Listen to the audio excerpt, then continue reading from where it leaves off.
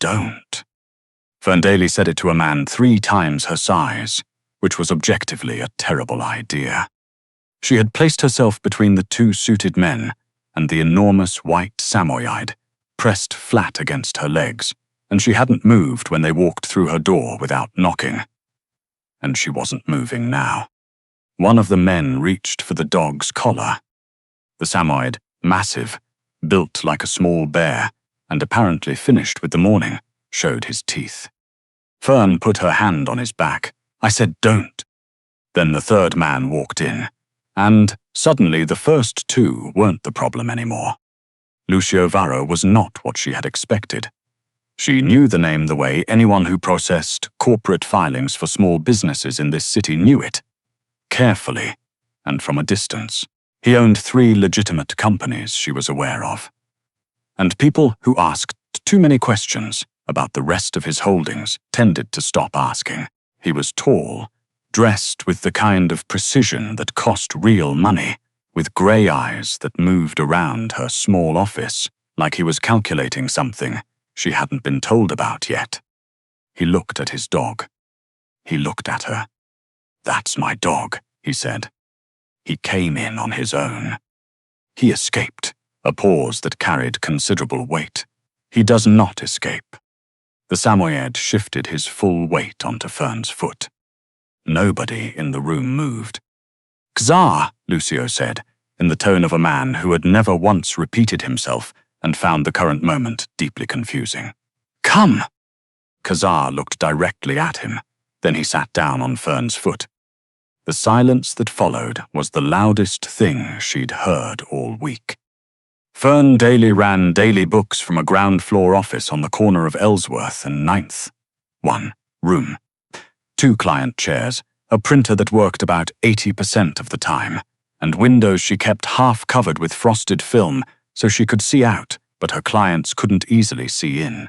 She was 28 years old, 5'4", and built in a way that her mother called sturdy and her college roommate had called lush, and that Fern herself mostly tried not to think about in professional settings. She wore cardigans year-round, kept her dark curls tied back during client hours, and had spent 2 years making herself seem unremarkable to the kinds of men who came through her door. Men like Lucio Varro. She had seen his name on corporate filings she processed upstream in a client's supply chain. She had recognized it immediately. Everyone in her industry recognized the Varro name the way you recognized the smell of smoke, not with panic, but with the specific alertness of someone who understood what it meant. She had not, in any of her careful planning, anticipated his dog. Zar had pushed through her propped-open office door at 10:30 on a Thursday morning, during what should have been a routine quarterly reconciliation. He was enormous, white as a clean ledger, with the thick double coat of a breed not designed for city apartments, no matter how large those apartments might be. He had investigated her desk with his nose, sneezed at her paper, shredder, and then leaned against her chair with the sighing confidence of someone who had finally arrived somewhere that made sense. Fern had called the number on his collar tag. 12 minutes later, 2 men in black suits had walked into her office without knocking. 12 minutes and 40 seconds later, Lucio Varro himself had followed. Now his dog was sitting on her foot. "What did you do to him?" Lucio asked. "I gave him water," he was panting. "He has water at home. He's been running." Something in Lucio's expression shifted. Not much, but Fern noticed. She noticed most things. Professionally speaking, it was her most useful quality. She looked down at Kzar. The dog wasn't cowering. His ears were relaxed, his posture loose. He wasn't choosing her out of fear. He was choosing her out of something else entirely, and she wasn't sure either of them understood it yet. "He's not going to come to you right now," she said. Lucio's eyes moved to her. "I'm sorry." "He's overstimulated. He ran, he found somewhere quiet, and now you've brought 2 men in suits into that quiet place." She glanced at the suited men, who were staring at her with the specific expression of people who could not decide if she was brave or catastrophically unaware of her own situation. Could they wait outside? Nobody moved. She remembered she was talking to the wrong people. Could they, she tried again, wait outside, if you asked them to? Lucio looked at the two men.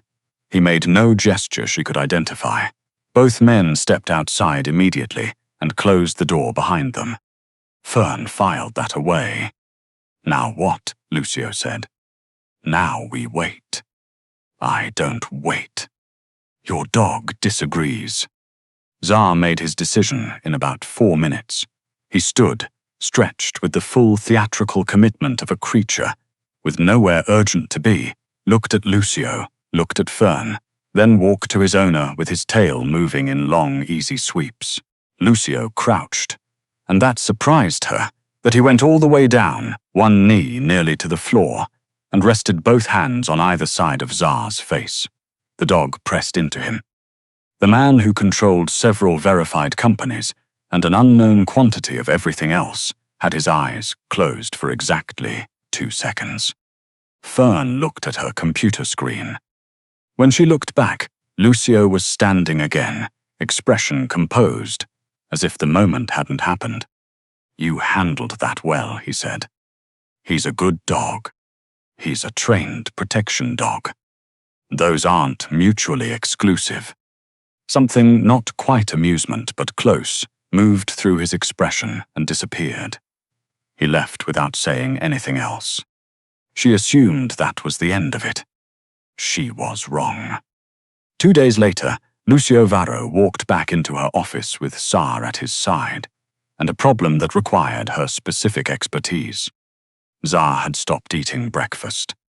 Fern looked at the Samoyed, who was currently investigating her filing cabinet with intense interest and whose body language suggested absolutely nothing wrong with his appetite.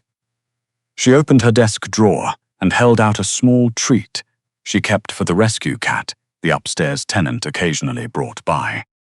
Czar took it without hesitation, ate it, looked at her hand for another one. She offered a second. He ate that too. The silence in the office became very specific. He's been eating that food for 3 years, Lucio said. Dogs develop preferences, especially under stress. Kazar is not under stress. Czar was sitting beside Fern's desk, leaning against her knee, looking serene. Right, she said. Lucio left with considerably less authority than he'd arrived with. He came back 4 days after that, because Czar had been restless at night. Then again, because Czar kept pulling toward Ellsworth and 9th on their morning walks. Then, with decreasing pretense, because Czar needed socialization, and Fern's office building had apparently become his preferred location for it. Fern stopped treating the visits like emergencies. Czar would arrive, tour the office, collect approximately 7 minutes of attention from the 2 paralegals in the suite next door, who had taken to leaving their door cracked whenever they heard the front entrance open, and then settle somewhere near Fern's chair with the satisfied weight of a creature who had organized his life exactly as he intended. Lucio always had an explanation. Fern became steadily less convinced by any of them. On his 5th visit, she asked how many hours a day Kazar worked. He's always with me, Lucio said. He was standing where he could see both the door and the reflection in her half-frosted windows. His phone was in one hand, and his attention moved automatically whenever someone passed on the sidewalk outside. Always with you isn't the same as resting, Fern said. When does he get time where nothing is expected of him? Not sleep. Time where he doesn't need to track anything. She nodded toward Czar, who was lying on his side with his paws twitching gently. Even right now, some part of him is listening. He's trained to listen. He's trained to work. He needs time where work is over. She paused. When does he get to be just a dog? Lucio didn't answer immediately. That hesitation was more interesting to her than any answer would have been. After that conversation, something shifted. Lucio began giving Czar periods of unstructured time, shorter on the corrections, longer on simply letting him move without instruction. Fern introduced him to the calmer dogs she knew from the neighborhood. Czar changed. His posture loosened. He slept more deeply in her office. He started bringing her things. A pen cap he'd found under the radiator, a crumpled receipt from the waiting area, once a stress ball belonging to the paralegal next door, that nobody asked about directly.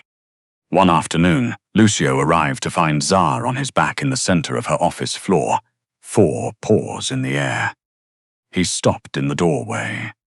Fern looked up. Step carefully. Lucio looked at his dog. Is he breathing? He's happy. She watched him take in the sight of his trained protection animal, sleeping with the total vulnerability of a dog who had decided he was completely safe. That's what that looks like. He didn't answer that, but he stayed another hour. What surprised her more was how often he kept staying after Czar fell asleep.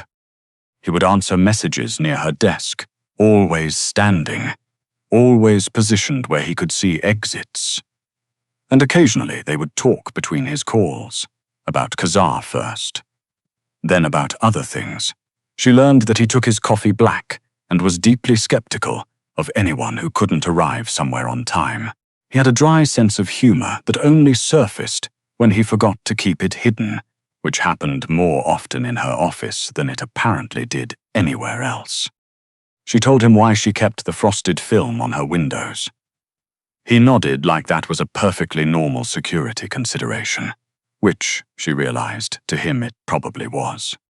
Neither of them mentioned how much they were learning. Flynn Decker came down from his second-floor suite on a Wednesday, carrying 2 coffees from the cart across the street and the easy energy of someone who had been in this building longer than anyone and knew which elevator buttons actually worked. Czar greeted him like a long-time friend. This was because Czar had met him twice before, and Flynn had both times scratched him precisely behind his right ear, which was apparently some kind of Samoyed vulnerability. "Brought your usual," Flynn said, setting a cup on Fern's desk.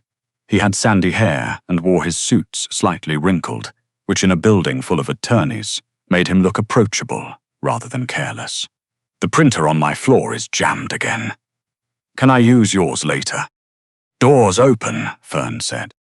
Flynn smiled at her. He looked at Czar, who had transferred his head to Flynn's knee. Then he looked at Lucio, who had not introduced himself. "Flynn Decker, second floor." "Lucio Varro," a pause. "I know the building." Flynn nodded, like that was a perfectly ordinary exchange, and settled into the chair nearest Czar, who leaned against him with the contentment of someone revisiting a favorite spot. Lucio watched this. Fern watched Lucio watch this. After Flynn left, 15 minutes later, printouts in hand, cheerful wave at the door. Lucio's attention moved around her office with a new, very specific quality. "How long have you known Decker?" he asked. "About 18 months. He moved in upstairs before I moved in down here. He knows your order. Most people who buy coffee for someone learn their order. He didn't ask. He's done it before." Fern kept her voice even. She was enjoying herself, and it seemed wiser not to show it. "He brings coffee sometimes." Lucio adjusted his cuff, said nothing. Czar wandered to the door. Flynn had just exited through and sat facing it. Fern pointed at the dog. "Even he likes him." "Czar is socialized," Lucio said, with the specific dignity of a man who was not bothered at all. "That's the point." "Of course." 3 days later, Lucio arrived at 10 in the morning with a bag from the Italian place 2 blocks away. The kind of restaurant that required reservations 2 weeks out and charged more for pasta than Fern's monthly parking.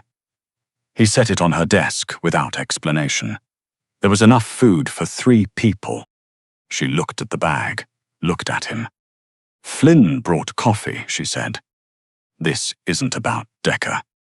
Of course not. Zar sat beside the desk and stared at Lucio with total transparency. Your dog doesn't believe you either, Fern said. Lucio sat down in the client chair, the first time he'd used one, and did it with such deliberate calm that she almost laughed. She served them both. She did not bring up Flynn again. She didn't need to. The point had already been made by someone with 4 paws, and no interest in being subtle. The invitation came from the Riverside Business Improvement District. An annual dinner recognizing small business owners who had contributed to neighborhood development. Fern almost didn't go.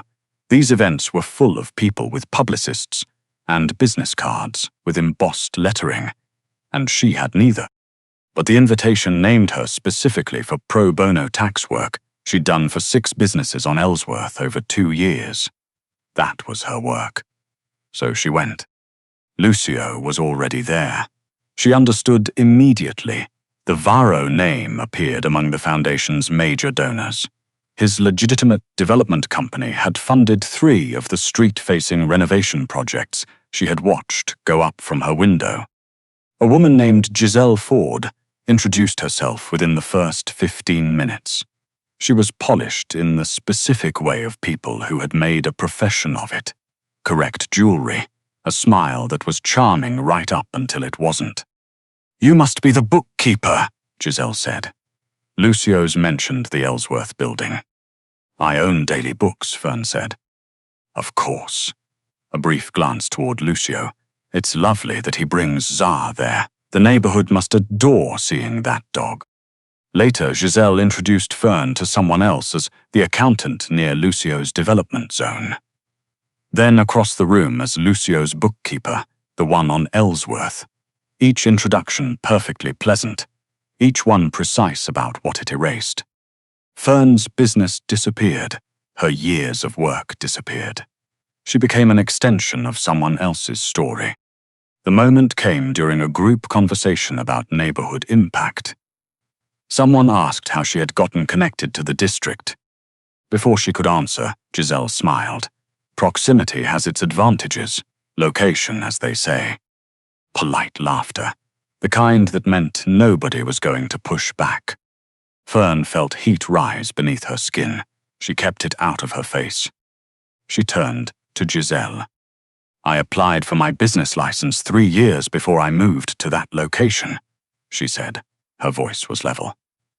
"I filed over 200 small business returns in this district. I do pro bono work for 6 businesses on Ellsworth because it's the right thing to do for that community. Not because of anyone I happen to know near it." She paused. "My business has nothing to do with Lucio Varro. It existed before he ever walked through my door." Giselle's smile held, but something in it went flat. Fern turned slightly, intending to close the conversation. Lucio's voice came from her left, quiet and unhurried. "Who invited Miss Daly tonight?" The question was directed at the event coordinator across the circle, who startled briefly before composing herself. "Daily Books was nominated by the district board," the coordinator said. "Mrs. Daly's firm has provided substantial pro bono tax support to small businesses in the Ellsworth corridor over 2 years. We invited her because of that record." Lucio's eyes moved once to Giselle. He didn't say anything else. He didn't need to. When community partners were formally acknowledged later that evening, Fern heard her name attached to the right things. Founder, owner, pro bono services, Ellsworth corridor. Not Lucio's anything. She found him near the windows afterward. "You didn't have to do that," she said. "Yes, I did. I handled it." "I know." He looked at her directly. "I waited until you did. What I corrected was different." She studied him. He had not stepped in because he thought she needed rescuing. He had waited, and then he had addressed the record. Not the insult, the record. "You could have embarrassed her," Fern said. "I thought about it." She almost smiled. "You could have threatened someone." A pause. "I thought about that too." Something shifted in his expression. the controlled gravity of it easing just slightly. I asked a question instead. You asked it, like someone's future depended on the answer. That's how I ask most questions. She laughed, surprised by it, a real one, and for a moment they stood together at the windows, and the noise of the room seemed far away. But the evening had also shown her something she couldn't unfocus from. Lucio's presence changed the meaning of everything around it. Her business became a location. Her pro bono work became proximity. Standing beside him became a story other people felt entitled to explain. He could correct one room. He could not control every room in the city. And she had spent 3 years building something that was entirely her own. She didn't turn cold after that. She was still warm when Tsar visited. She still laughed at the increasingly elaborate reasons Lucio produced for being there. But a line had appeared, and she knew where it was. On a Tuesday morning 2 weeks later, with Tsar asleep behind her desk and Lucio standing near the window, she set down her pen. He doesn't need to keep coming here. Lucio looked up from his phone. She nodded at Tsar. He's better. Calmer at home, eating normally, more comfortable everywhere. Whatever was overstimulating him that first day isn't a problem anymore. She met Lucio's eyes. There's no professional reason to keep bringing him. The distinction sat between them in the quiet office. Lucio looked at her for a long moment. Understood. No argument. No invented emergency, no explanation. He called the dog. Tsar stood reluctantly, pressed his nose against Fern's hand once, then walked to Lucio's side. She scratched behind Tsar's ear. You're good, big guy. Lucio watched, then he left. He didn't come back the next day, or the day after. A week passed, then 2. Fern discovered she hated how quiet her office was without a Samoyed taking up floor space. She missed the sound of Kazar's nails on the hardwood. She missed finding her pen caps under the radiator where he'd battered them. She missed the specific kind of silence that came with Lucio standing near her window. A silence that was different from the silence of an empty room in ways she didn't have clean language for. Flynn brought coffee Thursday. He was smart and cheerful and entirely pleasant, and she found herself, halfway through the conversation, wishing he would wrap up sooner. She felt bad about that. She had wanted space. She had it now.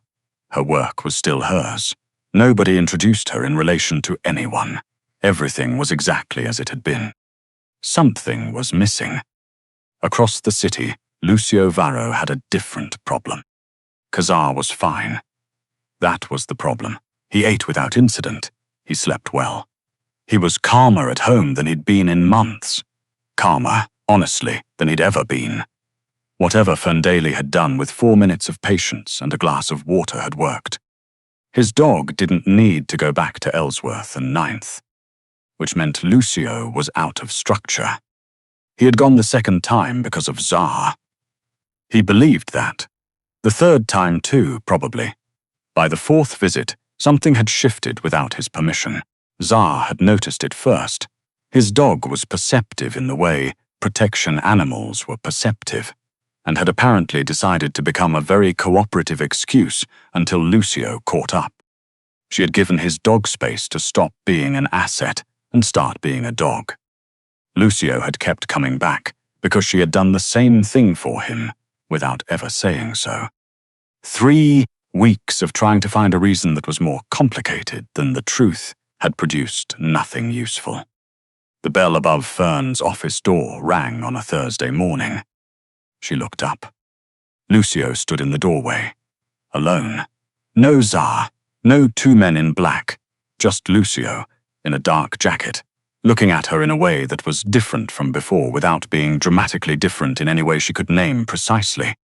Her eyes moved to the space behind him. Nothing. Where's Tsar? She said. Home. Is something wrong? No. She set her pen down slowly. Is he eating? Yes. Restless? No. She waited. Then why are you here? He didn't have an answer ready. That, more than anything, told her something. Lucio Varro always had an answer.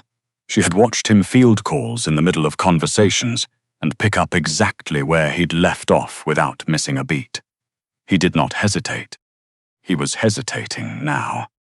"I spent 3 weeks," he said finally, "looking for a reason to come back that had nothing to do with wanting to see you. I didn't find one." Fern held very still. "So there's no problem with Tsar," she said. "No. No behavioral concerns. Nah.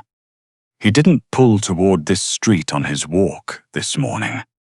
Lucio looked at her with something close to exasperation. "Fern." She let him wait for 2 seconds. "What do you want?" she asked. He understood what she was doing. No structure to hide behind. No dog between them. No professional framing to make it easier. Just the question. "I'd like to take you to dinner," he said. She raised an eyebrow. That was a statement. His jaw shifted. Something almost rueful appeared in his expression. "Fern Daly." His voice dropped slightly, losing its managerial precision. "Would you have dinner with me?" She looked at him. This man who moved through rooms like weather, who had told his own dog to come and been firmly ignored, who had brought Italian food from a reservation-only restaurant because a tax attorney had carried 2 coffees up 1 flight of stairs, who had asked a single quiet question at a charity dinner and ended a conversation without raising his voice once. "Yes," she said. Something in him settled. She saw it in his shoulders, the barely visible ease of a man who had been holding something carefully and had just set it down. He noticed that she noticed.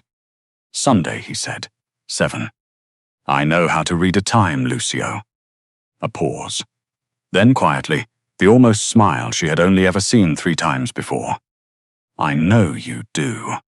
Several months later, the bell above the door rang at 10:20 on a Thursday morning, and Fern looked up knowing exactly what she'd see. Tsar came through first, trailing his leash, moving with the unhurried authority of an animal who knew every room by memory. He went directly past Lucio, who had let him through, across the office behind the desk, and settled beside Fern's chair with his chin on her foot. Lucio watched. "Not even a pause," he said. "We have a routine," she scratched behind Tsar's ear. The Samoyed closed his eyes. "He's supposed to be my protection dog." "He is." She looked up. "He's also my Thursday co-worker. Those aren't mutually exclusive." Lucio gave her the look that meant she was correct, and he found it inconvenient. He had been giving her that look for 4 months. She had not grown tired of it. Some things had changed. They were together now, carefully, on terms they'd both had a say in building. Lucio had not once suggested moving her office into one of his buildings, or offered to bring her work in-house, both of which she had quietly prepared herself for. He had understood, without needing to be told more than once, that Daily Books was hers, and that what she needed from him in relation to it was simply to leave it alone. He was, she had come to understand, better at understanding things when they were stated plainly than almost anyone she had ever met. He simply wasn't used to people stating them. Some things had not changed. The bell rang again. Flynn Decker came through with 2 coffees, and the expression of a man who had not yet registered the other man in the room. He saw Lucio. He stopped. "Hey." He held both cups up in a gesture that was either friendly or preemptive. "I didn't realize I can." "Good morning, Decker," Lucio said. "Morning." Flynn set 1 cup on Fern's desk with the careful efficiency of someone committed to being very normal about everything. He looked down. "Hey, buddy." Tsar's tail swept the floor twice. Lucio watched the tail. Fern pointed at him. "Don't." "I didn't say anything." "You were thinking very loudly." He looked at her. She held his gaze, and after a moment he looked away, not in concession, but in the specific way he looked away when he was trying not to smile. Flynn made his exit with commendable speed. Zar watched him go, then returned to his place beside Fern's chair, as if nothing of interest had occurred. Lucio settled into the client seat across the desk, the one he had claimed, over 4 months, with the quiet permanence of a man who had decided certain things were now his, without feeling the need to make a formal declaration. He set his phone face down. His coffee was black. He would be here at least an hour. Fern looked at him for a moment. She looked at Zar. She picked up her pen. When Zar had come through her door on a Thursday morning 4 months ago, she'd assumed it was an accident. He'd escaped his transfer, pushed into the nearest open space, and ended up in her office. She knew better now. Zar had not been lost. He had been looking for somewhere he could stop working and simply exist. He had known it when he found it. Before Lucio did, before she did, before anyone could have named what it was. He had walked through her door and sat down and refused to leave. And eventually, the man who owned him had followed. Lucio had needed 3 weeks, a food bowl, several invented behavioral emergencies, 1 charity dinner, a carefully maintained distance, and 1 honest question asked without a single excuse behind it to arrive at the same place Zar had reached in 4 minutes. But he'd gotten there. And every Thursday morning since, the dog came through the door first. Lucio had stopped minding.